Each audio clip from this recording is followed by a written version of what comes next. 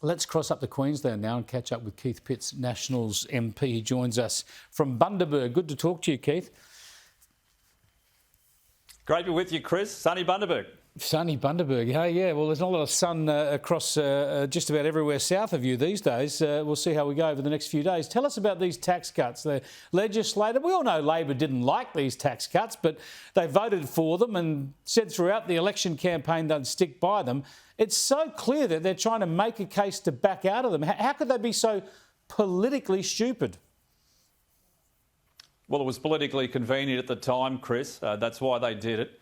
And this will now be a question of trust. But, you know, it's like that scene out of Rocky, mate, where he's hitting the carcass in the abattoir. But in this case, you know, the carcass is the Australian people and the Treasurer's thrown a few fairy taps to soften them up. So he wants to be able to cut things. He wants to be able to cut those tax breaks for hardworking people and have them say, well, that's a bit of a relief. It's just not quite as bad as we were expecting. But I think the Australian people are onto him and they won't have it.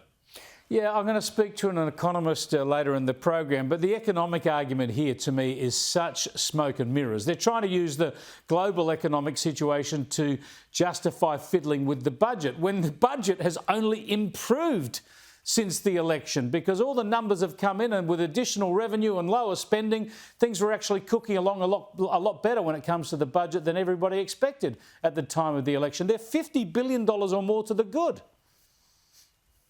Oh, that's exactly right. The exchange rate's down. Terms of trade have been positive, as far as I'm aware, for many months. The resources sector is forecast to do another record at $450 billion. That is all money into the budget. That is good news. It's why we need to keep the resources sector working hard because it's good for our country. But, you know, they are just idealistically opposed to helping people who go out there and help themselves. And I think this is one of the fundamental differences. On the resources sector, just tell me how chilled you get when you hear Adam Bandt talk like this. Well, we know that coal and gas are the biggest causes of the climate crisis, and especially in Australia, where we're the third largest exporter of fossil fuel pollution. These massive gas and coal projects that we've got are fast-tracking climate collapse. Well, his sort of views are not new, but his power over a Labor government is. Do you fear that Labor are going to be directed by the Greens' anti-coal, anti-gas message? Chris, we warned the Australian people about a Green Labor government, and that is what we've got. So we will see those results. But, I mean, it's just not factual. We've even seen the head of the Department of Environment in that famous statement to the Senate. You can shut the entire country in Australia and make no difference to the world's temperature. And we're doing our part. We're making a contribution. The coalition, we had reductions in emissions while we were in government.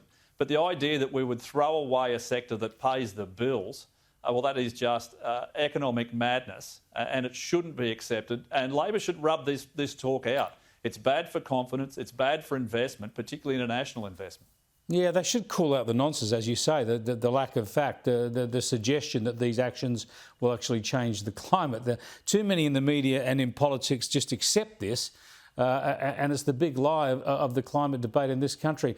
I want to get to coalition internal politics here and the fact that a Conservative Liberal Party figure, Vice President federally no less, Tina McQueen, has said this about some of her leftist Liberal or moderate Liberal colleagues losing their seats at the election. Have a look.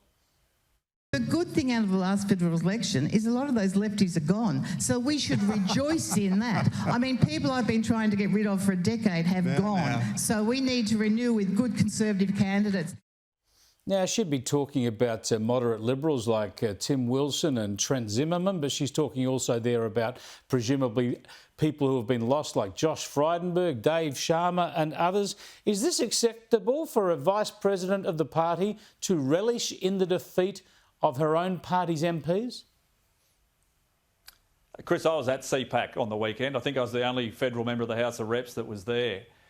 They're just common sense people that want common sense policies from a common sense government. I mean, they're our people.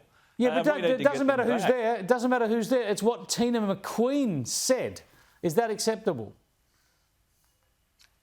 Well, I mean, that's up to the Liberal Party. I had quite a long conversation with Tina. I was seated next to her at lunch, actually, and she's got a lot of views which I would support. Now, I'm not in the business of being out there kicking colleagues that have lost their seats. We need to win seats to be in government. Clearly, it was an incredibly disappointing result. But the internal machinations of the New South Wales Liberal Party is a problem for them, but it's one that's got to get sorted because we need candidates in the field much earlier.